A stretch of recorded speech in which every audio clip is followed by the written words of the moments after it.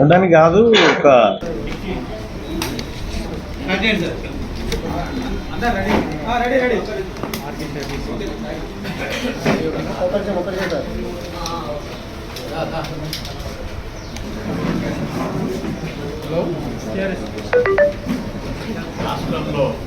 ఎందుకంటే ఉన్నతమైనటువంటి పదవులను వదులుకొని వాళ్ళ బీసీల కోసం మాట్లాడుతూ ఉన్నాడు ఆర్ కృష్ణ కాబట్టి ఖచ్చితంగా మిగతా పార్టీలు కూడా ఆ ఒపీనియన్ తెలియజేస్తాయి, ఈ ఉద్యమాన్ని మరింత ముందుకు తీసుకుంటాయి.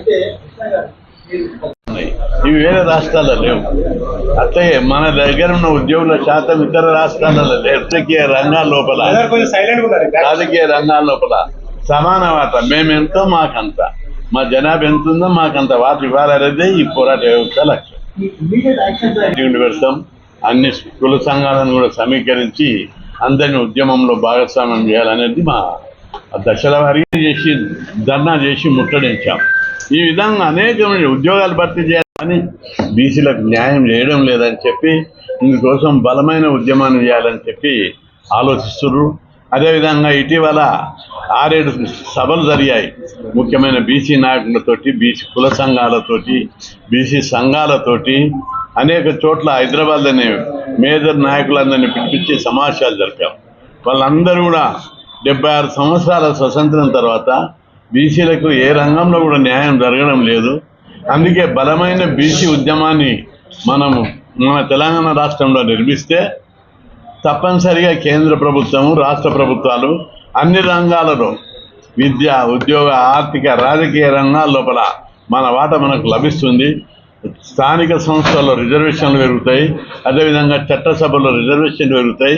అందుకే ఈ తరం తెలంగాణ ఉద్యమం అయింది. అనేక ఉద్యమాలు వచ్చాయి రాష్ట్రంలో. ఆ ఉద్యమాలన్నీ తెలంగాణలో పుట్టినాయి, తెలంగాణతో కోసం పోరాటాలు జరిగాయి, అవన్నీ ముగిసినాయి. ఇప్పుడు నెక్స్ట్ వచ్చేది బీసీ ఉద్యమం.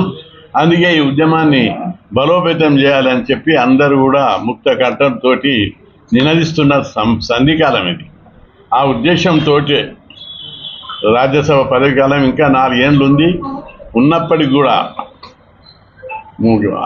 ఈ ఉద్యమానికి రాజ్యసభ అనే ఆయుధం ఒక ఆయుధంగా వాడుకోవాలని చూసినా నేను రాజ్యసభలో ఎప్పుడు మాట్లాడినా బీసీల గురించే మాట్లాడినా, బీసీల హక్కుల గురించే మాట్లాడినా.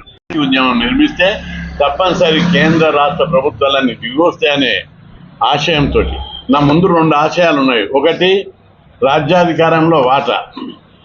ఫస్ట్ డిమాండ్ అది చట్టసభలో 50% రిజర్వేషన్లు సాధించాలి అన్ని రంగాల లోపల. ఇప్పుడు చూడు, ఈ రాష్ట్రం లోపల 121 సీట్లు అసెంబ్లీలు ఉంటే కేవలం 21 సీట్లు మాత్రమే బీసీలకు ఇచ్చారు. ఏ రాజకీయ పార్టీ కూడా బీసీలకు న్యాయం చేయలేకపోయింది.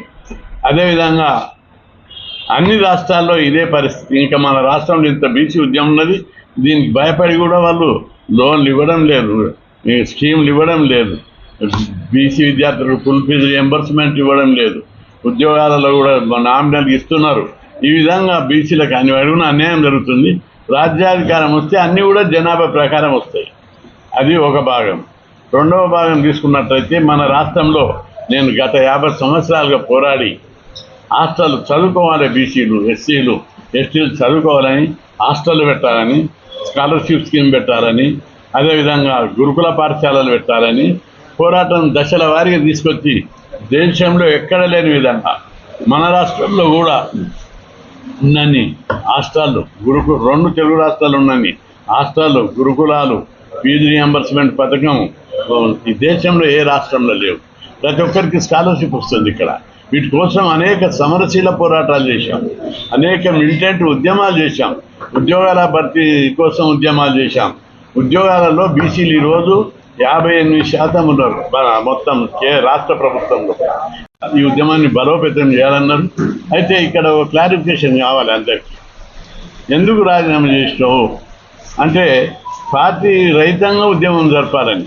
ఇప్పుడు ఉద్యమం ఎక్కువ బలంగా చేస్తే ఏదో ఒక పార్టీ వీళ్ళకు ఎంకరేజ్ చేస్తుంది అనేటటువంటిది మచ్చ వస్తుంది. దాన్ని అరికట్టడానికి పార్టీలకు అతీతంగా ఉద్యమాలు చేపట్టాలని చెప్పి నిర్ణయం జరిగింది. కాబట్టి ప్రజలందరూ పెద్ద మనసుతోటి ఉద్యమాన్ని బలోపేతం చేయడానికి అందరూ సహకరించాలి. ఈ ఉద్యమం ద్వారా దేశవ్యాప్తంగా మన కులాల వారికి న్యాయం జరగాలి, చట్టసభలో రిజర్వేషన్లు రావాలి, ఎమ్మెల్యేలు కావాలి, ఎంపీలు కావాలి, సర్పంచులు కావాలి, ఎంపీటీసీలు జెడ్పీటీసీలు కావాలి, అన్ని నామినేటెడ్ పోస్టులు వాటా రావాలి.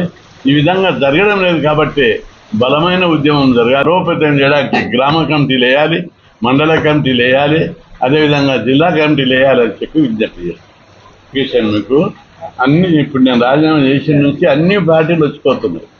ప్రతి పార్టీ వచ్చి వద్దులే ఆఖరి కాదు, అన్ని పార్టీలు వస్తున్నాయి. వచ్చి మాకు మీరు మద్దతు ఇవ్వాలి, మా పార్టీలకు రండి, మీకు ఉన్నతమైన స్థానం కల్పిస్తామని అడుగుతున్నారు. అయితే నేను సింపుల్గా బీసీ ఉద్యమాన్ని బలోపేతం చేయాలి. నా ముందున్న టార్గెట్ చట్టసభల్లో అసెంబ్లీ పార్లమెంట్ ఎన్నికల్లో బీసీలకు 50% రిజర్వేషన్లు సాధించడము నా జీవిత ధ్యేయం. అది సాధించడానికి ఎంతకైనా తెగించి పోరాడతా, ఏమైనా చేస్తా అని చెప్పడం జరిగింది. తర్వాత మేము మాట్లాడతామని వెళ్ళిపోయాము. రెండవది, గతం లోపల గౌతు లచ్చన్న గారు, గౌరవనీయుడు కొండలచ్చన్ బాపూజీ గారు, కాసాని జ్ఞానేశ్వర్ గారు, నారవని వెంకటయ్య గారు, గాంధ రామకృష్ణయ్య గారు, అనేక మంది పెద్దలు కమిట్మెంట్, దేవేందర్ గౌడ్ గారు, వాళ్ళ కమిట్మెంట్ బీసీల మీద ఉండి ప్రేమతోటి బీసీలకు అన్యాయం జరుగుతుందని వాళ్ళ లోపల ఉన్న తపనతోటి పార్టీలు పెట్టారు. కానీ అది సక్సెస్ కాకపోవడానికి వేరియస్ రీజన్స్ పోరాడాలి. మన మీరు ఇప్పటిదాకా అడిగారు ఒకటి, రాజకీయ పార్టీ ఫ్లోట్ చేస్తారా అని. అన్ని అంశాలు పరిశీలనలో ఉన్నాయి. ఒత్తిడి ఉన్నది. మొన్న మల్లన్న కూడా వచ్చిండు.